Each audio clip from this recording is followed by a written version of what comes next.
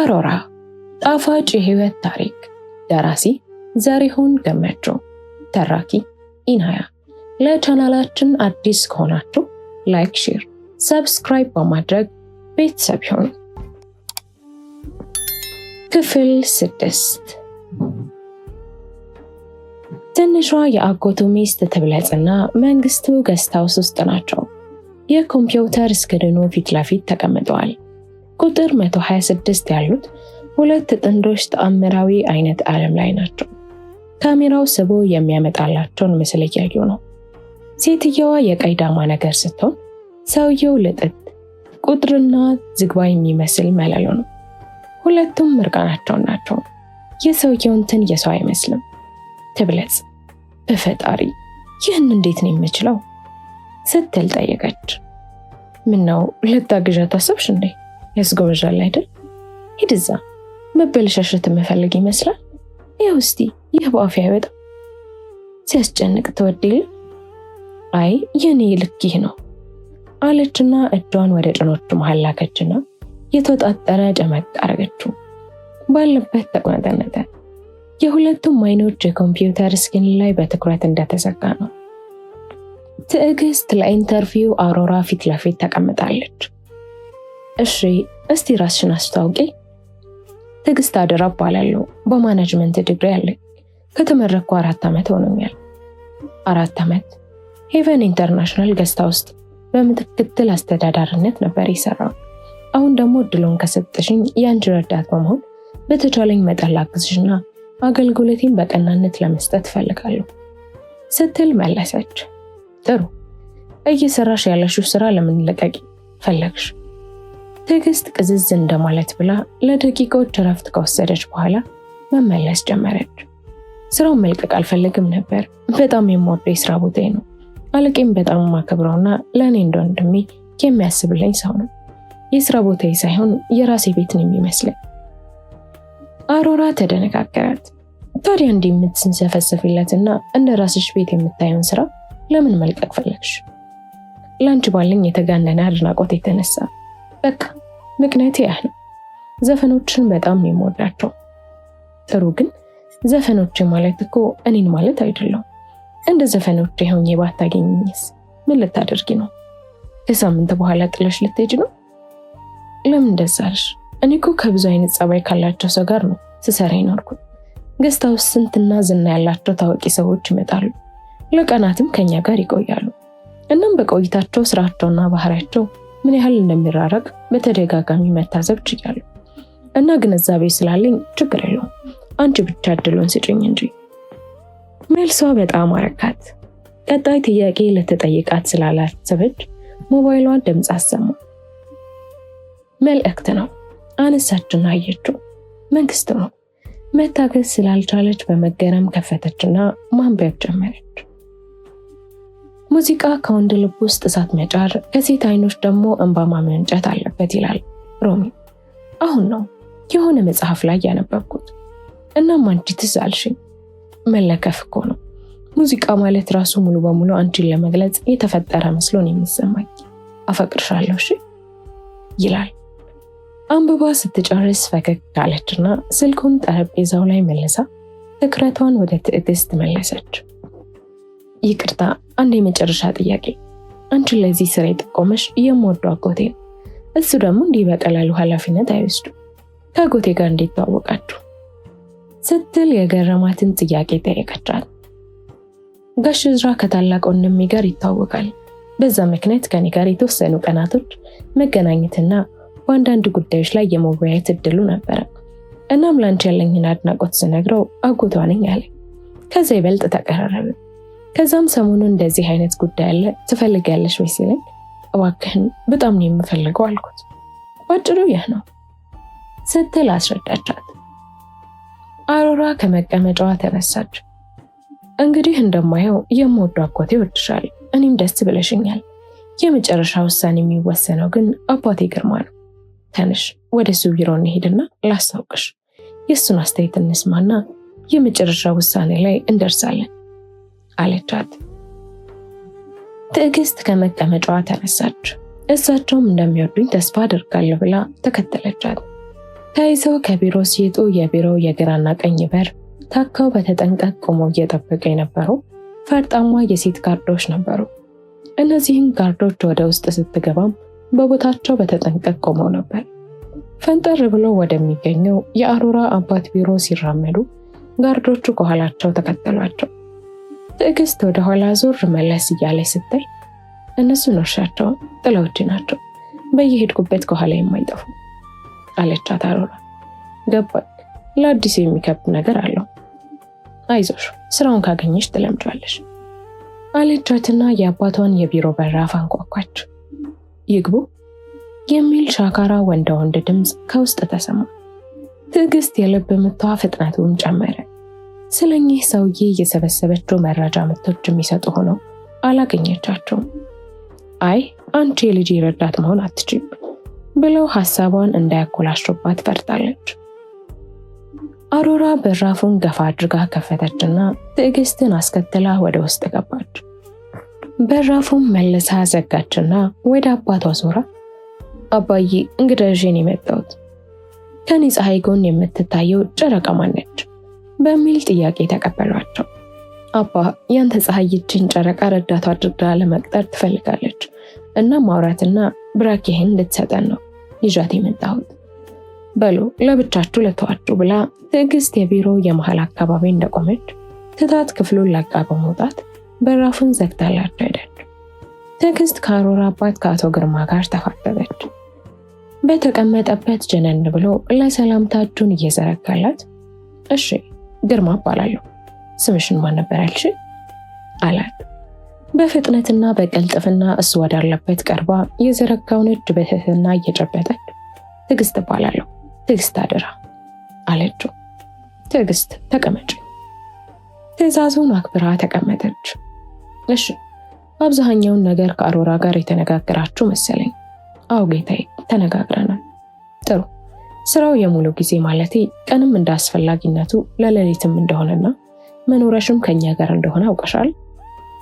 አዎ እንደዛ በመሆኑ ተመችቶኛል። በፊትም የምኖረው ብቻዬንና ኪራይ ቤት ውስጥ ነበር። እሱን ለቆ ሙሉ በሙሉ እናንተ ጋር መግባት አይከብደኝም። ፍቅረኛ ምናምን አለሽ? ሲል ያልጠበቀችውን ጥያቄ ጠየቃት። እንደ መሽኮርመም አለችና በፊት ነበረኝ፣ ሙሉ በሙሉ ከተለያየን ቆየ ስትል መለሰችለት። እሺ አሁንም የአሮራ ረዳት እስከሆንሽ ድረስ ፍቅረኛ መያዝ አትችም። እሱ ላይ ትስማሚያለሽ? እኔም በቅርብ ዓመት ደግሜ ፍቅረኛ የመያዝና ራሴን ተመሳሳይ አይነት ችግር ውስጥ የመክተት ፍላጎት የለኝም። ግን ምን አለ አይደል? ንግግሯን አቋረጠችና አይኖቿን አንከባለለች። መልሳ አንገቷን ደፋች። አይዞሽ፣ ከአሁኑ ነገሮችን በግልጽ መነጋገሩ ጥሩ ነው። ተናገሪ የምትለውን ለመስማት የመፈለግ ጉጉት ያለበት በሚመስል ስሜት አደፋፈራት። እንዲሁ አምልጦኝ ነው፣ ያን ያህል አስፈላጊ ነገር አይደለም። አቶ ግርማ ተበሳጨ። አስፈላጊ ነው ወይስ አይደለም የሚለውን የምወስነው እኔ ነኝ። ትናገሪያለሽ? ተናገሪ አሏት። ያው ወጣት ነኝ፣ በሆነ ጊዜ የሆነ ነገር ሊያምረኝ ይችላል። ፍቅረኛ ባይኖረኝም ወጣ ማለት በምፈልግበት ጊዜ ፍቃድ ማግኘት እችላለሁ ብዬ ለመጠየቅ ነበር። አቶ ግርማ መስማት የፈለገውን ነገር እየሰማ በሚመስል ሁኔታ ፈገግ ብሎ አይ ለእንደዚህ አይነት ጉዳይ ፍቃድ የምታገኝ አይመስለኝም። ባይሆን እንደዚህ አይነት ፍላጎትሽን እዚሁ የምናሟላበት መንገድ እየተመካከርን እናመቻቻለን አይደለም እንዴ? እንደዛ አይሻልም? የሰውየው አካሄድም ምቾትም ስለገባት በውስጧ ተደሰተች። ካሉሽ ተስማምቻለሁ አለች። ትዕግስት እዚህ ቤት የአሮራ ረዳት በመሆን ተቀጥራ ለመስራት ከአሮራ አጎት ከእዝራ ጋር በምትዶለትበት ወቅት አንድ አጥብቆ የነገራት ነገር ዓላማቸው ፈጥኖ ስኬት እንዲያገኝ በተቻላት መጠን አቶ ግርማ እንድታማልለው ነበር። አሁን ለማድረግ እየሞከረች ያለችው ያን ነው። ካሰበችው በፍጥነትም ፍንጭ ያየች መስሎ ስለተሰማት ደስ አላት። በቃ አሁን ወደ አሮራ ተመለሽና ስራሽን መች እንደምትጀምሪ ተነጋገሩ በማለት አሰናበታት። ከተቀመጠችበት በፈገግታ እየተነሳች ስራውን አገኘው ማለት ነው ስትል ጠየቀች። አዎ አንቺን የመሰለች ጭንቡጥ ቆንጆ በምን አንጀቴ አይሆንም ብዬ መመለስ እችላለሁ አላት። ይተማመኑብኝ፣ እርሷንም ሆነ ልጆትን በሙሉ ልቤ ለማገልገል ለማስደሰት እጥራለሁ። ጎበዝ፣ እንደዛም እንደምታደርጊ እኔም ተሰምቶኛል። በሉ ደህና ይቆዩ ብላ ክፍሉን ለቃ ወጣችና ወደ አሮራ ተመለሰች። ምኞቴ የፈጣሪ የጥበብ ዜማ የሆነው ያንቺ ፍቅር ለዘላለም በውስጥ የሚንቆረቆርብኝ ወርቃማ ዋሽንት መሆኑ፣ ከዋሽንቱ የሚወጣው የፈጣሪ ህልውና ያረፈበት አንቺን በጥልቀት የማፍቀር ጽናቴ ግጥምና ዜማ ተዘጋጅቶለት በአንቺው አንደበት ተዘፍኖ የእያንዳንዱ ፍጥረት ዓለም ልብ አኮርኩሮ እንዲገባና የተስፋና የመጽናናት መንፈስ እንዲበተን እፈልጋለሁ። ይህንን ከላይ ያለውን ከመንግስቱ የተላከላትን መልእክት እያነበበች ሳለች ነው በራፏ የተንቆረቆረው። እየጠበቀቻት ስለሆነ ትዕግስት እንደምትሆን ገምታለች። ሞባይሏን ጠረጴዛው ላይ አስቀመጠች። የሆነ የተለየ ሀሳብ መጣላትና ያስቀመጠችውን ስልክ መልሳ አነሳች። ድምፅ መቅጃውን አፕ ተጫነችና ይግቡ አለች። በራፉ ተከፈተና ትዕግስት አንገቷን አስቀድማ ገባች።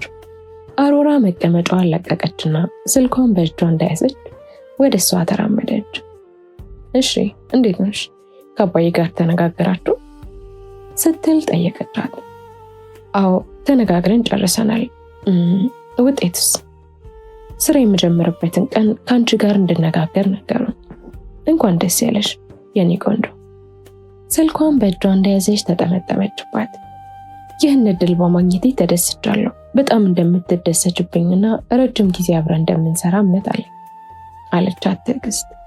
ሹር ጥሩ የስራ ባልደረቦች ብቻ ሳይሆን ጓደኛሞችም ጭምር እንደምንሆን እርግጠኛ ነኝ። እና መች ነው መጀመር የምትፈልጊው? ነገ ስራ ቦታ በመሄድ በእጅ ላይ ያሉ ነገሮችን ላስረክብና ከነገ ወዲያ በጠዋት ሻንጤን ይዤ እመጣለሁ። ችግር የለውም፣ ተዘጋጅተሽ እንደጨረሽ ደውልኝ፣ መኪና ልክልሻለሁ አለቻት አሮራ። እሺ አመሰግናለሁ። ተሳስመው ተለያዩ። ትዕግስት ቢሮውን ለቃ ስትወጣ አሮራ በፈንጠዝያ ወደ መቀመጫዋ ተመለሰችና በስልኳ የቀዳቸውን ድምፅ ሴቭ አድርጋ ከፈተችና መልሳ አዳመጠችው። አስደሰታት።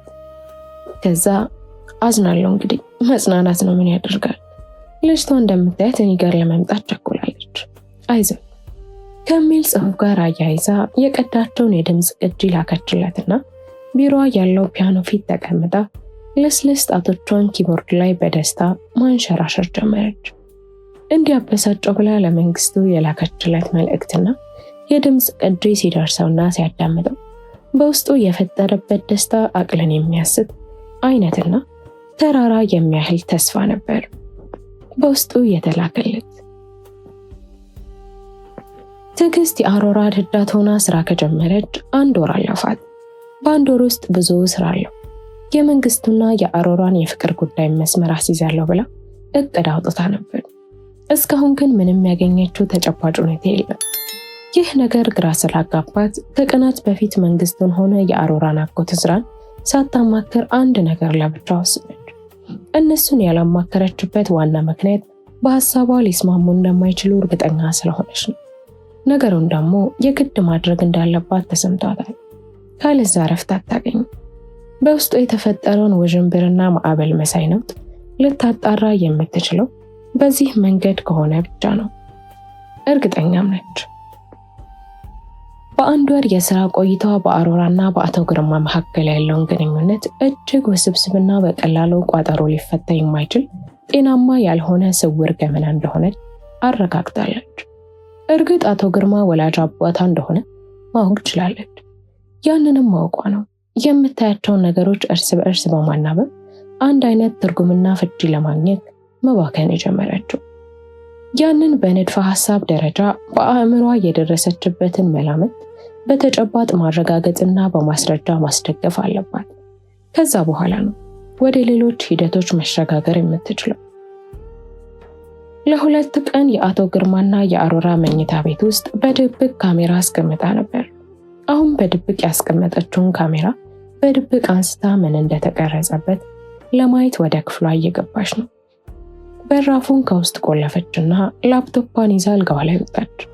ሜሞሪን አወጣችና ሪደር ውስጥ ከታ ላፕቶፕ ላይ ሰካችው። እንዲጫወት ፕሌን ተጫነችና በጉጉት መጠበቅ ጀመረች። ረዘም ያለ ደቂቃ እንቅስቃሴ አልባ ባዶ ክፍል እየተቀረጸበት ስለነበረ የምትፈልገውን ነገር ለማየት ትዕግስቷን ተፈታተናት። ከዛም የአሮራ ምስል ታየ። ትዕግስት ተነቃቃች። ስልኳን በእጇ ይዛ መልእክት ትመላለሳለች። ከመንግስቱ ጋር እንደሆነ እርግጠኛ ነች። መልእክቱን ጽፋ ስትልክም ሆነ መልእክት መጥቶላት ከፍታ ስታነብ በፊቷ ላይ የሚረጨው ደስታና በሳቅ የታጀበ ፈገግቷ ልዩ ነው። ይህች ልጅ ቀስ በቀስ እያፈቀረችው ነው ስትል አሰበች። እናም ደስ አላት። መንግስቱ በሚያፈቅራት መጠን አሮራም እሱን ካፈቀረች የእሷ ስራ ቀላል ሆነ ማለት ነው። ቀስ በቀስ በመካከላቸው ያለውን እንቅፋት ማስወገድ ከቻለች የተቀረውን ራሳቸው እንደሚያስተካክሉት በማመን ፊልሙን ማየቷን ቀጠለች። ድንገት አሮራ በእርግጋ ስልኳን አጠፋፍታ ከመዲኖ ላይ በማስቀመጥ ለብሳ የነበረውን ልብስ ስታውላልቅ ይታያል። ከዛም እርቃን ገላዋን በነጭ ቢኪኒ ፓንት ብቻ ዘላ አልጋዋ ላይ ወጥታ ዝርግትግት ብላ ከረጅም ሰዓት በፊት እንቅልፍ እንደወሰደው ሰው ስታስመስል ይታያል። ትዕግስት ልጅቷ ምን ለመስራት እየሞከረች እንደሆነ ምንም አልገባትም። መጨረሻውን ለማወቅ በጣም ተነቃቃች። የመኝታ ቤቱ በራፍ ተከፈተ። አቶ ግርማ ወደ ውስጥ ገብተው መኝታ ቤቱን መልሶ ሲቆልፍ ይታያል። ከዛም በቆመበት ቁልቁል ወደ አሮራ እየተመለከተ ለ2 ደቂቃ ያህል በመጎምጀት ከተመለከታት በኋላ ከላይ ጀምሮ አንድ በአንድ ልብሱን እያወለቀ እዛው የወለል ምንጣፉ ላይ ሲወረውር ይታያል። እሱ እንደ አሮራ እንኳን እላዩ ላይ ፓንት እንኳን አላስቀረም። መለመላውን አልጋው ጠርዝ ላይ ተቀመጠ። ቀኝ እጁን አንቀሳቀሰና ቀስ ብሎ ጭኖቿ መሃል አሳረፈ። ትዕግስት ባለችበት ሽምቅቅ አለች። አቶ ግርማ ቀጠለ። እጆቹን ጭኖቿ መሃል እያርመሰመሰ ሌላኛውን እጅ አነሳና እንደምን ጠራራት አለች።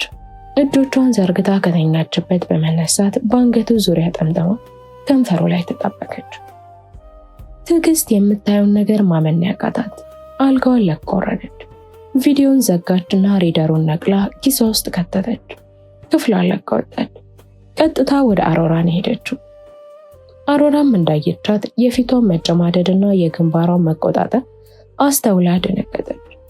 እንዴት ሂጂ ምን ሆንሽ? የጓደኛዬ እናት መሞታቸውን ደውለው ነገረኝ። ዋሸቻት። ትቀራረቡ ነበር? አዎ እንደ እናቴ በይ። ከፈቀድሽልኝ ለቁርሶ መድረስ ፈልጌ ነበር። ታዲያ ምን ችግር አለው? ሂጂያ። ተንጠራርታ ከኮሜዲኖ ላይ የመኪናውን ቁልፍ አነሳችና እያቀበለቻት አንቺ መኪናዋ ይዘሽ ሂጂ አለቻት። አረ ችግር የለም ራይድ እጠቀማለሁ። አንቺ ካስፈለገሽስ? መውጣት ከፈለግኩ መኪና የማጣ ይመስልሻል? ለዛውም ዛሬ ከቤት የመውጣት ፕሮግራም የለኝም። እዚሁ ከታናሽ እህቴ ጋር ዘና እላለሁ። ባይሆን ሂጂ አትቁሚ። ትዕግስት በራሷ የማስመሰል ችሎታ ተገርማ እሺ አመሰግናለሁ ብላ ቁልፉን ይዛ ወጣች። መኪናዋን አስነስታ ቀጥታ ወደፊት የሥራ ቦታዋን ያመራችው መንግስቱን ለማግኘት። አዎ እስካሁን ያየችውን ሆነ ገና ያላየችውን የአሮራና የአባቷን ድብቅ ገመና ታሳየዋለች። እርግጥ የአሮራንና የእንጀራ አባቷን ጉድ ሲያይ በጣም እንደሚያዝን፣ ለተወሰኑ ቀናት እንደሚታመምና መኖርም እንደሚያስጠላው እርግጠኛ ነች። ግን እድሜ ልኩን የሷን ፍቅር እየተመኘና ተስፋ እያደረገ ለዘመናት ትንሽ ከሚታመም አንድ የሚታመመውን ያህል ታሞ ቢወጣለት እንደሚሻል ወስናለች። በዛም የተነሳ መንግስቱን አግኝታ ያወቀችውን እውነት እንዲያውቅ ለማድረግ ቸኩራለች። ገስታ ውስጥ ደረሰችና መኪናዋን አቁማ ቀጥታ መንግስቱ ይገኝበታል ብላ ወደምታስብበት ቢሮ ሄደች። እንደምትመጣ አልደወለችለትም። ግቢ ውስጥ እንዳለ ከዘበኛው ተረድታለች። ቢሮ ደረሰኝ ገፋ አደረገችና ወደ ውስጥ ገባች። በራፉን ገፋ አድርጋ ገባች። ባዶ ነው። ቢሮ ባለ 2 ክፍል ስለሆነ ውስጠኛው ክፍል ላይ ይሆናል ብላ አስባ ወደ ውስጥ ዘለቀች። በራፉን ገፋ አድርጋ ስትገባ እዛም ባዶ ነው። ቁጭ ብላ ለመጠበቅ አሰበችና ወንበር ስባ ተቀመጠች። ልትደውልለት አሰበችና ስልኳን አነሳች። ቁጥሩን አውጥታ ልትደውልለት ስትል የሚተረማመስ አይነት የእግር ኮቴና ድምፅ ሰማች። የወንድ ድምፅ ነው። የሴት ድምፅ ተከተሉ። የፊት ለፊቱ በራፍ ተከፈተና ተመልሶ ተዘጋ። ቀስ በል ምን አጣደፈ? ሴቲቷ ነች ተናጋሪዋ። መለሰላት። የምን ቀስ ነው? በአማረን ጊዜ መጅረጥ አድርገን መደብደብ ነው እንጂ። የሴቲቱን ማንነት መለየት አቃታት። ወንዱ ራሱ መንግስቱ ነው። ቶሎ ብላ መቀመጫዋን ለቀቀችና በሶፋ መቀመጫና በግድግዳው መካከል ባለ ክፍት ቦታ ራሷን ቀበረችና ሁኔታውን ለመከታተል ራሷን አመቻቸች። ጥንዶቹ እንደተያይዙ እሷ ወዳለችበት ወደ ውስጠኛው ክፍል ገቡ። ሁለቱም በመስገብገብ የለበሱትን ልብስ እያወለቁ ወዲያና ወዲህ መጣል ጀመሩ። ሴቲቱ የመጨረሻውን አውልቃ በሷ አቅጣጫ ስትወረውር የትዕግስት አፍንጫ ላይ አረፈ። ቀስ ብላ ድምፅ ሳታሰማ አነሳችና ከራሷ አርቃ ወረወረች። ጥንዶቹ እርቃን ሰውነታቸውን መልሰው አጣበቁና ሶፋው መቀመጫ ላይ ተይዘው ወደቁ። ትዕግስት የሴቷ ማንነት እንቆቅልሽ ሆነባት። ገስት አውት ውስጥ ከሚሰሩ ጥቂት ሽቅርቅር ሴቶች መካከል አንዷ ልትሆን እንደምትችል ገመተች። ከመካከላቸው አንዱ ሁለት ወደ አእምሯ መጡባት። በተወሸቀችበት የእነሱን በወሲብ የታሸ ሳቅ ደስታ ማዳመጧን ቀጠለች። ትዕይንቱ ከመጠናቀቁ በፊት የበራፉ መከፈትና በመዘጋት ድምፅ ተሰማ። ግራ ተጋባች። ሲስገበገቡ በራፉን እንኳን እንዳልቀረቀሩት ገባት። በራፉን የከፈተው ሰው ወደ ውስጠኛው ክፍል ከመዝለቁ በፊት ሮጣ ሄዳ አይ ቆይ ስራ ላይ ናቸው፣ ትንሽ ቆይታች ተመለሱ ልትላቸው ሁሉ አማራት። አንድ ውሳኔ ላይ ከመድረሷ በፊት የውስጠኛው ክፍልም ተበርግዶ ተከፈተ። ሌላ ሴት እንደመጣች ከስር በምታየው በቀሚሷ ጠርዝ አወቀች። ሴትዮዋ ከመግባቷ በንዴት የጦዘ ሰይጣናዊ ተንከትካች ሳቋን ለቀቀችው። ሁለት ጥንዶች ከተጣበቁበት ተላቀቁና እርቃናቸውን ሴትዮዋ ፊት ለፊት ተገትረው ቆሙ። እንዴት ሳትደውይልኝ መጣሽ? መንግስቱ ሴትዮዋ ላይ ጮኸባት። ጭራሽ ልትቆጣኝ ባልሆነ ሳምንቱ ሙሉ ወደ ቤት ያልመጣሁ ለካ እንዲህ በስራ ቢዚ ሆነህ ነው። ሴትዮዋ ልክ እንደ ሰማንያ ሚስቱ ተንዘረዘረችበት። ትዕግስት የሴትዮዋ ማንነት ወዲያው ድምጿ እንደሰማች ነው የለየቻት። ውቤት ነች፣ የመንግስቱ የአጎቱ ዋና ሚስት። ያልገባት እንዲህ የሚያነጋግራቸው ምን ሚስጥር በመካከላቸው እንዳለ ነው። ሴትዮዋ ትንፋሽ ከወሰደች በኋላ ንግግሯን አራዘመች። ደግሞ በሌላ ሴት ምክንያት ብትረሳኝ እኮ ችግር አልነው፣ ካልጠፋ ሴት በሷ ግን አጎታህን ሰራህለት። በጣም ነው የምትጠላው አይደል? ትዕግስት አሁን እንቆቅለሹ ተፈታላት። በጣም ነው የደነገጠችው። መንግስቱ ለምን እንደዛ አልሽ? እንዴት አጎቴ እንደምጠላው አሰብሽ ብሎ ጠየቃት። ከሚስቱም ከውሽማውም ጋር እንዲህ እየቀየርክ በገዛ ቤቱ እየተኛ ባትጠላውማ እንደዛ አታደርግም። በእውነት ደህና አድርገህ እየተበቀልከው ነው። ግን ያው ተሳስተሃለህ አይደለም? እንዲህ አስገርመኝ እንጂ። ታዲያ ይገባዋል ካልሽ ምን አነጫነጭሽ?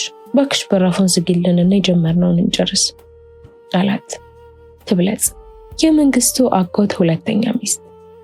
ትዕግስት በተወሸቀችበት ሆና በምትሰማውና በምታየው ነገር ጭንቅላቷ ተናወጸ። መንግስቱም እንዲያደርጋል ብላ ሌላ ሰው ቢነግራት ስም አጥፊዎች ብላ ልትደባደብ ሁሉ ትችል ነበር። አሁን ግን በገዛ አይኖቹ የሚሆነውን ሁሉ እያየች ነው። ሴትዮዋ ጩኸቷን ጨምራበት በስድብ አጥረግረጋቸው ክፍሉን ለቃላቸው ተውጣለች ብላ ስጠብቅ ጥሩ እንግዲያውስ ጨርሱ ብላ ወደ ኋላ ተመልሳ በሩን ዘጋችና አንድ ወንበር አንስታ ወደ በሩ አስጠግታ በማስቀመጥ ተቀመጠችበትና ልክ እንደ አዲስ የወጣ ሲኒማ ለማየት እንዳቋመጠ ሰው አይኖቿን አፍጥጣ ዝግጁ ሆነች። እርግጠኛ ነሽ በምናደርገው ነገር እንደዛ ተቀምጠሽ ማየት ትፈልጊያለሽ? መንግስቱ ግራ በመጋባት ጠየቃት። ይልቅ እንትን እየማሸሽ ነው፣ ሙሉ በሙሉ ሰውነት በርዶ ስሜት ከመጥባት በፊት ቀጥል አለችው። ትብለጽ መንግስቱ አፈፍ አድርጋ ሶፋው ላይ ጣለችውና እየበረደ ያለ ሰውነቱን እንደገና እንዲግል አደረገች። ትዕግስት ባለችበት ሆና በምታየው ነገር ሳቋ ሊያመልጣት እየተናነቃት ጀመር። ውቤት ቁጭ ብሎ ትዕይንት ለማየት አቅም ያጣች ይመስላል።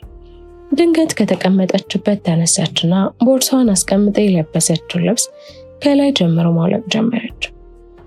ትዕግስት በመገረም ጉሮሯን አፈናት። ይህች ሴት በደንብ ታውቃታለች። አሁን ካናዳ ከአባታቸው ጋር የሄዱ ለአቅመ ሔዋን ለመድረስ እየተንደረደሩ ያሉ መንትያ ልጆች ያሏት በጣም የተረጋጋች ዘንካታና ደርባባ እመቤት ነበረች። በተለያየ ጊዜ ለልደትና ለበዓላት ዝግጅት እቤት እየተጋበዘች ሄዳ ከእጇ በልታለች፣ ጠጥታለች። ባለለሳ ታማኝ እንዳልነበረ ብታውቅም እሷን ግን ፈጽሞ በእንደዚህ አይነት ሁኔታ የምትጠረጥራት ሴት አልነበረችም። ለትዳሯ ፍጹም ታማኝና ለልጆቿ ስትል መላ ነገሯን መስዋዕት አድርጋ በክብር የምትኖር ቁጥብ እመቤት አድርጋ ነበር የምታያት። ታዲያ ከመቼው እንዲህ አበለሻሻት ስትል ተገረመች።